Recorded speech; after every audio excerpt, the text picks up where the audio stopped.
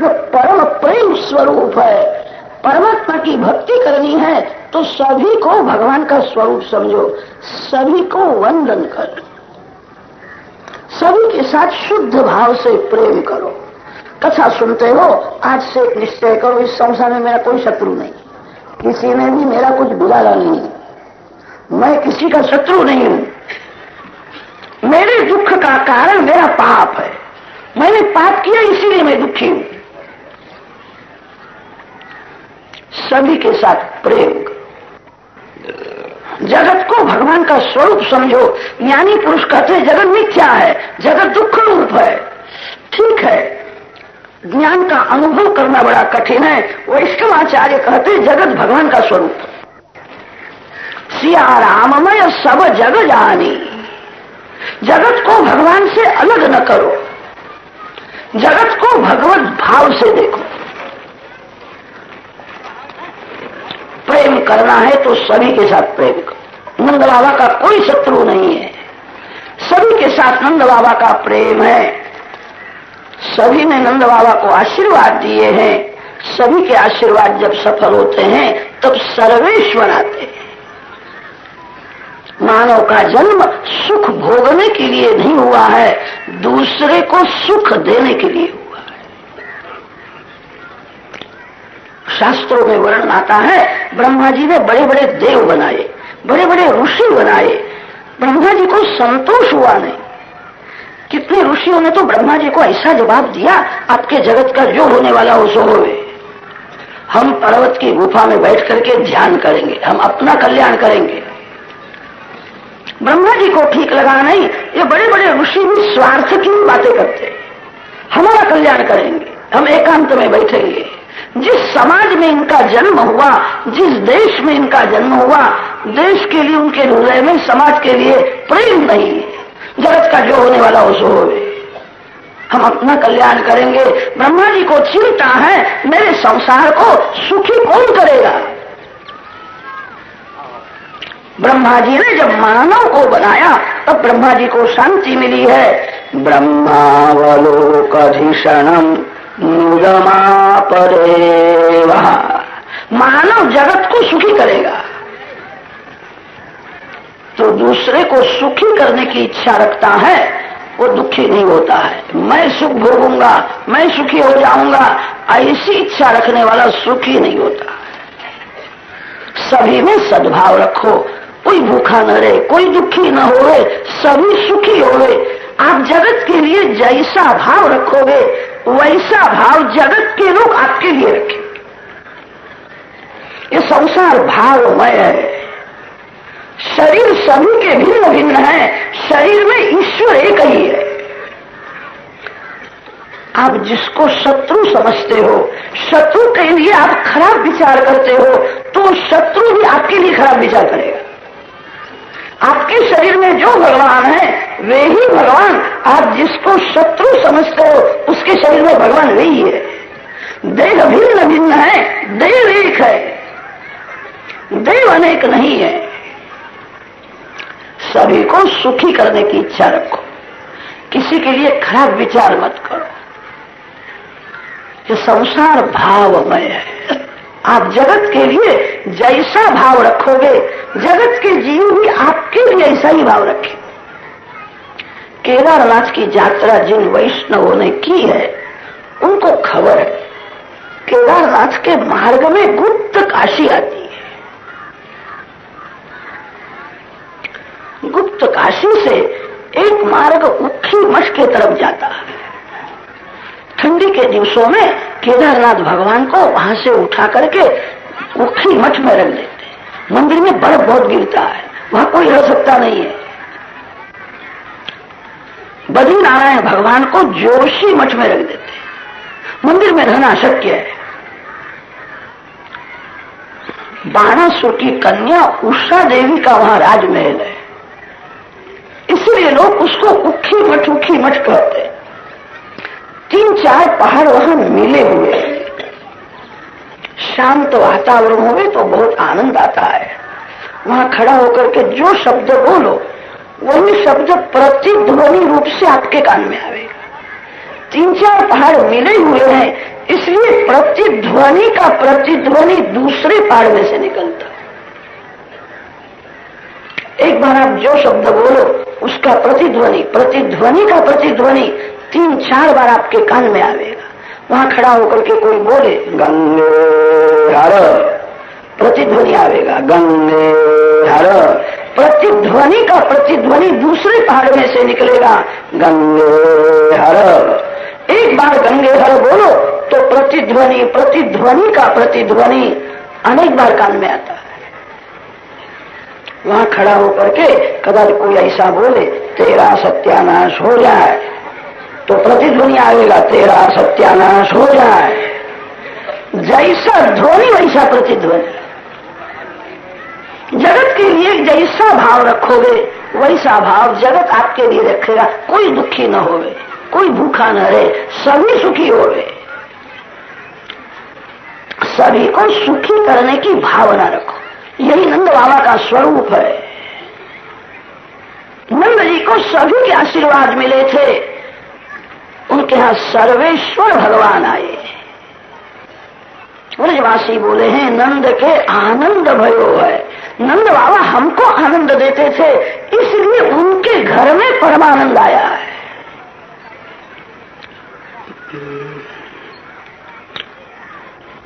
एक संत को पूछा था कि महाराज वैष्णव का लक्षण बताओ। वैष्णव किसको कहते? संत ने वैष्णव का लक्षण बताया। दिवस में 12 बजे जो रामनवमी का उत्सव करता है और रात्रि में 12 बजे जो जन्माष्टमी का उत्सव करता है वही वैष्णव। रामनवमी और जन्माष्टमी रोज करो। ये तो वर्ष में एक ही दिन रामनवमी का उत्सव करते, एक ही दिन जन्माष्टमी का उत्सव करते हैं। वो भी उत्सव मंदिर में जाकर के करके आते हैं। मंदिर में उत्सव करो ठीक है, मंदिर में दीपक रखने से आपके घर में प्रकाश नहीं आएगा। आपके घर में दीपक जलाओ तो आपके घर में प्रकाश आएगा। आपके घर में उत्सव करो। दिवस में 12 बजे रामनवमी का उत्सव करो, रात्रि में 12 बजे जन्माष्टमी का उत्सव करो। कदाच आपको भय लगेगा महाराज रोज रामनवमी करना है, महंगाई तो बहुत है, रोज रामनवमी का उत्सव कैसा करें? रोज हलवा बनाना पड़ता है, रोज प्रसाद उछालना है। उत्सव तो गरीब भी कर सकता है। दिवस में 12 बजे रामनवमी करो। इसका अर्थ होता है राम मर्यादा पुरुषोत्तम है। 12 बजे भूख लगती है, प्यास लगती है, तो मानव किसी के भी हाथ का पानी पी लेता है, किसी के भी हाथ का खा लेता है। ये मर्यादा का भंग है। बाजार का कभी खाना नहीं चाहिए।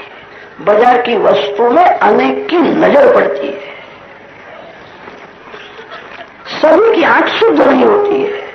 बाजार की वस्तु में दृष्टि दोष आता है।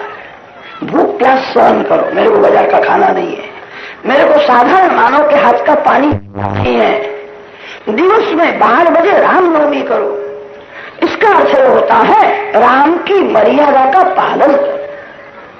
राम मर्यादा पुरुषोत्तम है और श्री कृष्ण भगवान प्रेम पुरुषोत्तम है। जो धर्म की मर्यादा में रहता है धीरे धीरे मन शुद्ध होता है, भगवान में प्रेम होता है। अनेक जन्म का पुण्य जब बहुत बढ़ जाता है तभी भगवान में प्रीति होती है। भगवान में प्रेम होना बड़ा कठिन है। जो राम की भक्ति नहीं करता उसको श्री कृष्ण में प्रेम नहीं होता है। राम की भक्ति यही है, राम की मर्यादा का पालन करो। दिवस में 12 बजे राम जी का स्मरण करो। राम परमात्मा है। रामचंद्र जी ने कभी मर्यादा का भंग नहीं किया है। बड़ा वह है जो धर्म की मर्यादा में रहता है। भूख प्यास सहन करो, बाजार का खाना छोड़ दो। एक 6 महीना करके तो देखो, पवित्र जल पेट में जाएगा, पवित्र अन्न पेट में जाएगा तो 6 महीने के बाद बुद्धि सुधरने लगती है। आपका अंतरात्मा बोलेगा 6 महीने पहले मेरा मन बहुत पाप करता था, मेरे मन में खराब विचार बहुत आते थे, अब पाप कम होता है। आपका अंतरात्मा बोलेगा।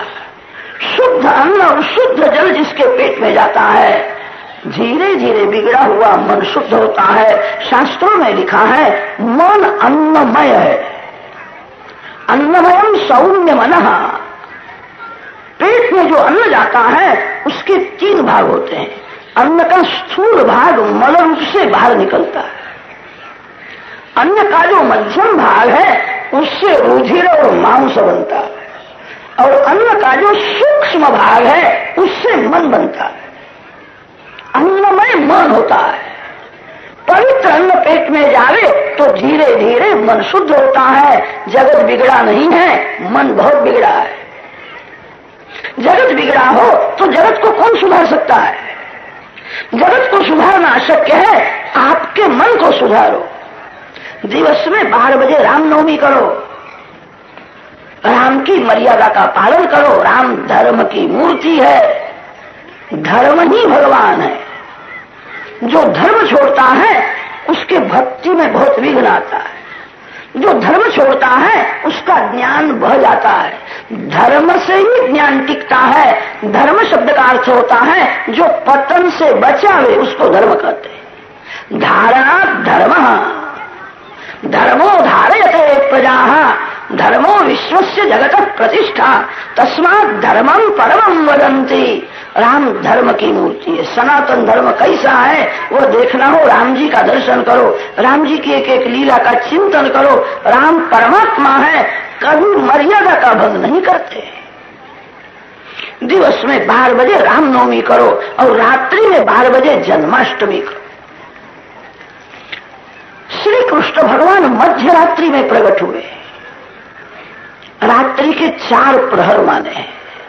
सायंकाल में 6 बजे से 9 बजे तक रात्रि का प्रथम प्रहर, 9 से 12 बजे तक रात्रि का दूसरा प्रहर है, 12 से 3 बजे तक रात्रि का तीसरा प्रहर है, और रात्रि में 3 बजे से सवेरे 6 बजे तक रात्रि का चतुर्थ प्रहर माना जाता है।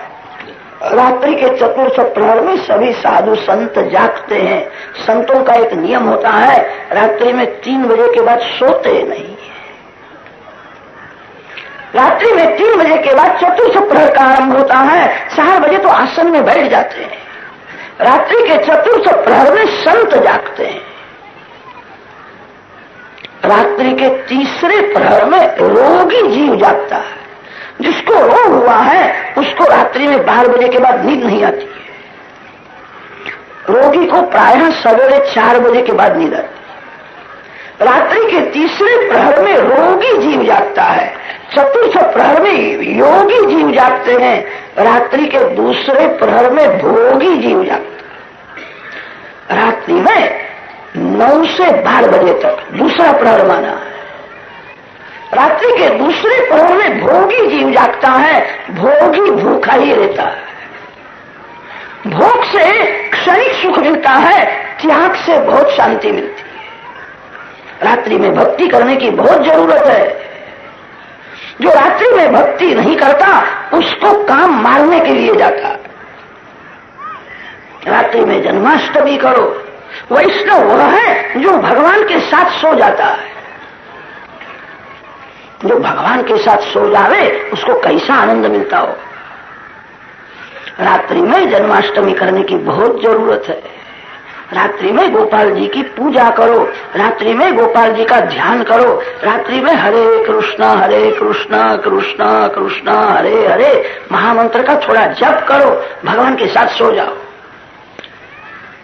दिवस में 12 बजे जो जन्माष्टमी करता है और रात्रि में जो 12 बजे, दिवस में 12 बजे रामनवमी और रात्रि में 12 बजे जो जन्माष्टमी करता है वही वैष्णव है। रात्रि में जो भक्ति नहीं करता उसको काम मारने के लिए जाता है। रात्रि में भक्ति जो नहीं करता वो पाप करता है। कथा मंडप में ही रखना नहीं, साथ में ले जाना।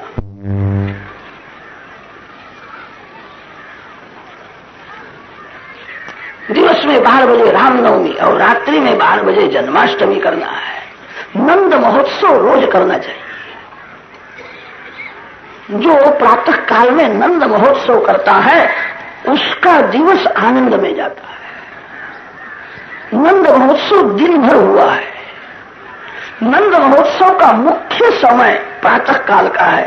प्रातः काल में नंद बाबा ने स्वप्न में बालकृष्ण का दर्शन किया, तभी से उत्सव शुरू हो गया। ब्रजवासी तो दिन भर नंद महोत्सव करते हैं, ठीक है। नंद महोत्सव का मुख्य समय ब्राह्म मुहूर्त का है। 24 घंटे में अति से पवित्र कोई समय हो तो 4 से 5:30 तक का समय, इसको हमारे शास्त्रों में ब्राह्म मुहूर्त कहते हैं। 4 से 5:30 माने दोपहर के नहीं हो, सवेरे 4 से 5:30। रात्रि में जल्दी सो जाओ और सवेरे 4 बजे आसन में बैठ जाओ। लोग यात्रा करते हैं, लोग यज्ञ करते हैं, लोग दान देते हैं, ठीक है। अति उत्तम तो यह है सवेरे 4 से 5:30 तक भक्ति करो, आपका कल्याण होगा, आपका घर तीर्थ हो जाएगा।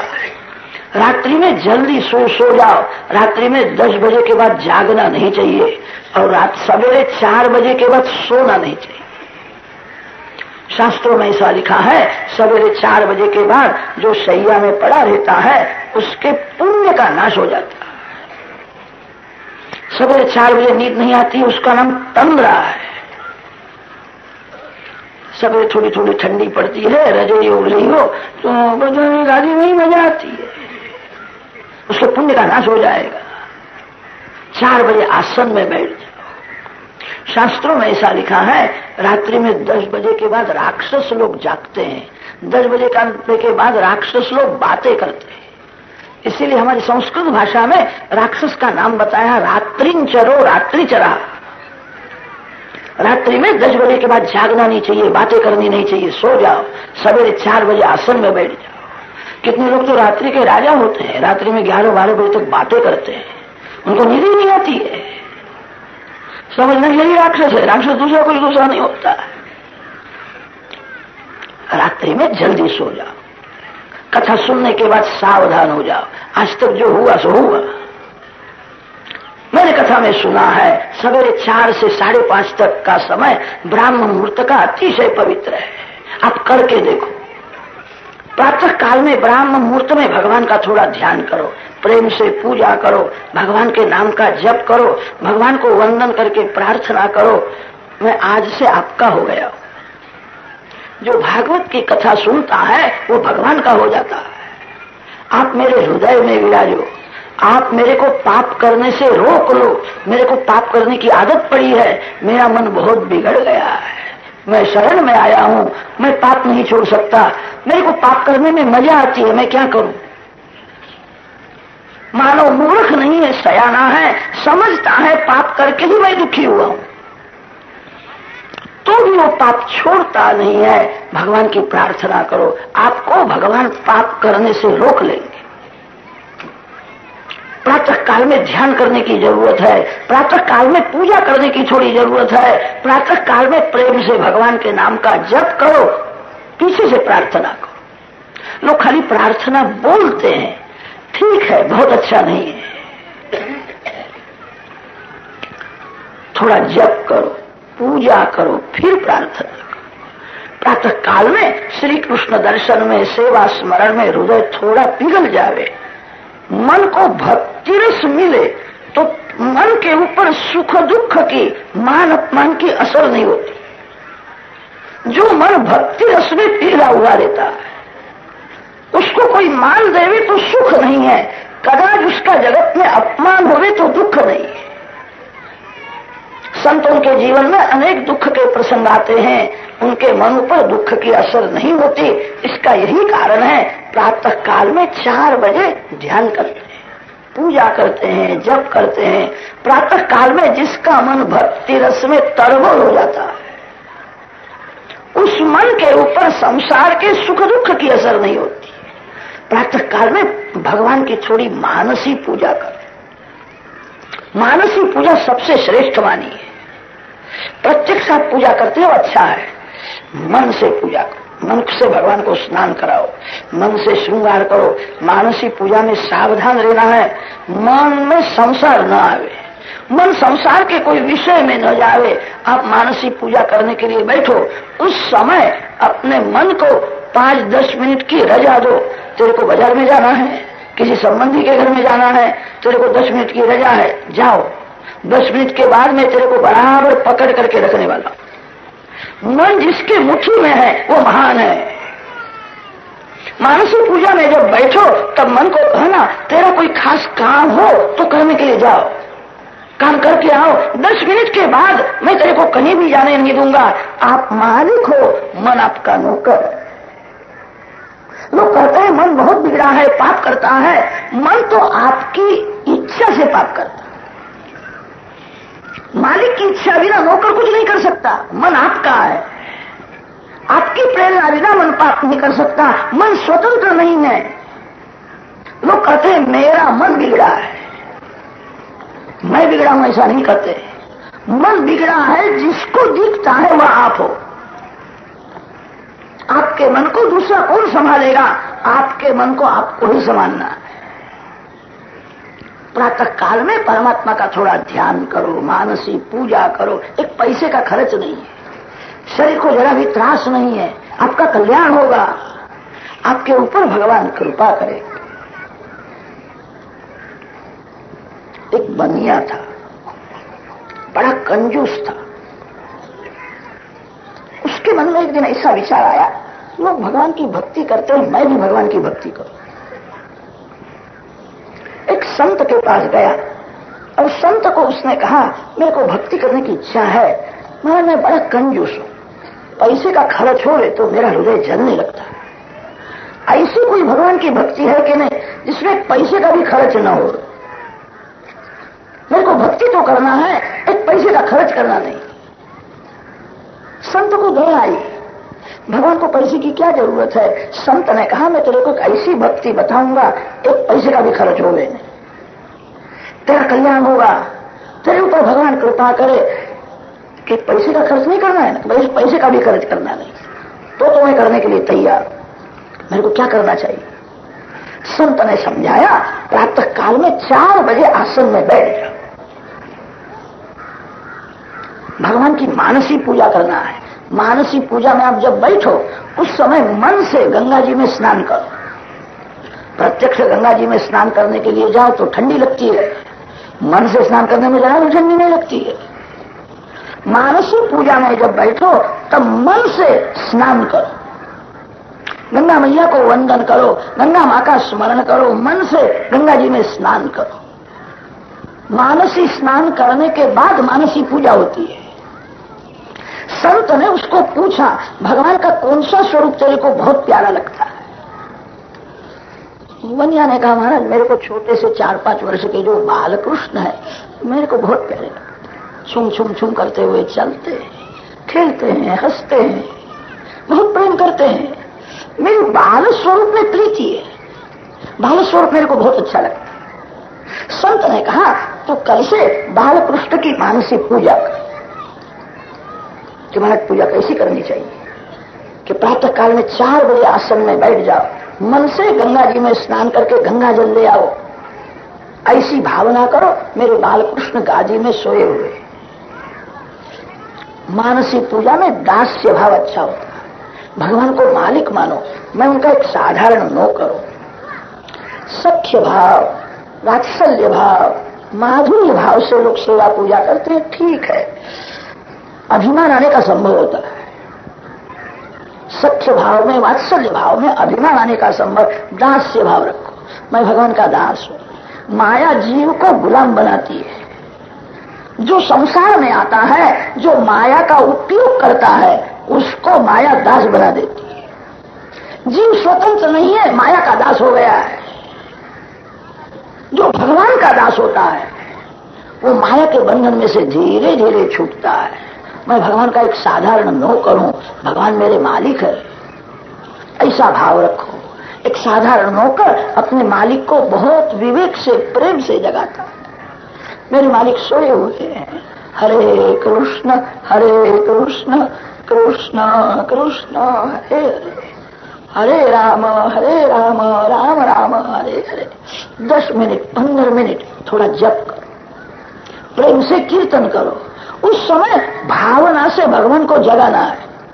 मेरे भगवान निद्रा में है, मैं मेरे मालिक को जगाता हूं। आपका हृदय प्रेम में बहुत पिघल जावे तो भगवान जागते हैं।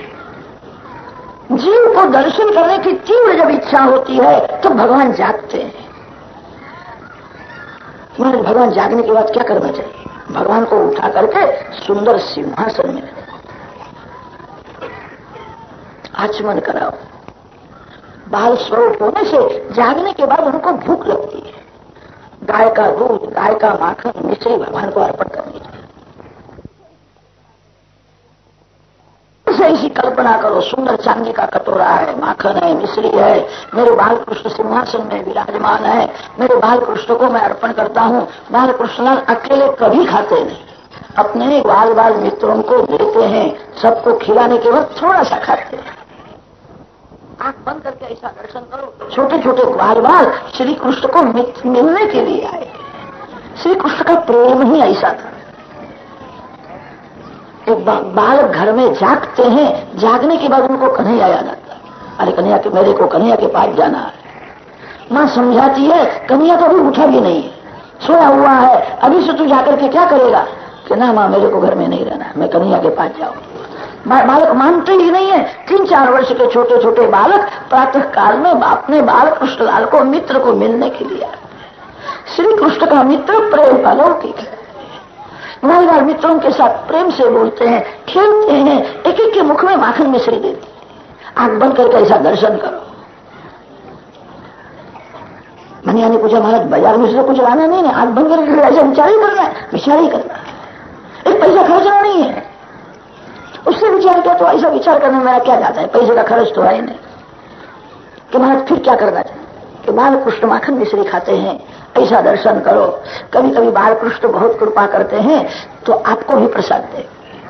कृष्ण लीला का जो चिंतन करता है उसको ऐसा अनुभव होता है। बाल कृष्ण को मनाना है, गर्म जल से बाल कृष्ण को स्नान कराना है। बाल कृष्ण लाल को सुंदर पीतांबर पहनाओ, मन से ही श्रृंगार करो, भगवान को तिलक करो, भगवान के गले में पुष्प की माला अर्पण करो, भगवान को सुंदर सामग्री अर्पण करके भगवान को मनाओ। आपके लिए बनाया है, आप भोजन करो, मन से भगवान को अर्पण करो। भगवान भोजन करते हैं ऐसा दर्शन करो, भगवान की आरती करो। आरती के समय में हृदय थोड़ा आर्त हो जाए, मैं इतना बड़ा हो गया, अभी तक एक बार भी भगवान का दर्शन हुआ, मैं कैसा पापी हूं, मैं कैसा अधम। हृदय प्रेम में पिघले तब आरती होती है।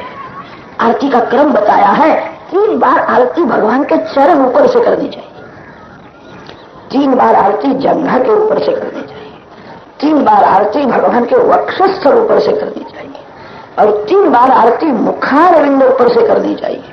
फिर 7 बार चरण से मुखारविंद तक सर्वांग ऊपर से आरती करो। आरती का क्रम ऐसा बताया है। प्रेम से भगवान की आरती करो। उस समय भगवान के एक एक अंग में आंख और मन को स्थिर करना है, आनंद आएगा। अब करके देखो, भगवान की आरती करो, वंदन करो, फिर प्रार्थना करो। प्रत्यक्ष पूजा में जितना समय जाता है उतना समय मानसी सेवा हो तो बहुत अच्छा है। बनिया ने विचार किया, एक पैसे का खर्च नहीं, कल से मैं ऐसा ही करूं। प्रातः काल में 4 बजे आसन में बैठ जाता है, बाल कृष्ण को प्रेम से जगाता है, माखन मिश्री अर्पण करता है, बाल कृष्ण को स्नान कराता है, बाल कृष्ण का सुंदर श्रृंगार करता है, तिलक करता है, भोग लगाता है, प्रेम से आरती करता है। धीरे धीरे उसका मन भगवान को स्पर्श करने लगा। मन जब परमात्मा को स्पर्श करता है, ये मलमूत्र से भरा हुआ जो शरीर है वो भगवान को स्पर्श करने के लिए लायक नहीं। शास्त्रों में तो ऐसा लिखा है, मानव के शरीर से देवलोक दूर खड़े रहते हैं। इसका कारण बताया है, मानव के शरीर में से मलमूत्र का दुर्गंध निकलता है। ये शरीर बहुत अशुद्ध है, यह शरीर मलमूत्र के आधार से ही टिकता है, दुर्गंध आता है, इसलिए देवलोक मानव शरीर से दूर खड़े रहते हैं। आजकल कितने लोग दुर्गंध को ढाकने के लिए सुगंधी तेल में पाउडर सब कुछ लगा लेते हैं। घंटा 1.5 घंटा थोड़ी असर होती है, बिल्कुल ऐसा था वैसे ही हो जाता है। दुर्गंध से भरा हुआ है। ये शरीर भगवान को मिलने के लिए लायक नहीं है, परमात्मा को मन से मिलना है।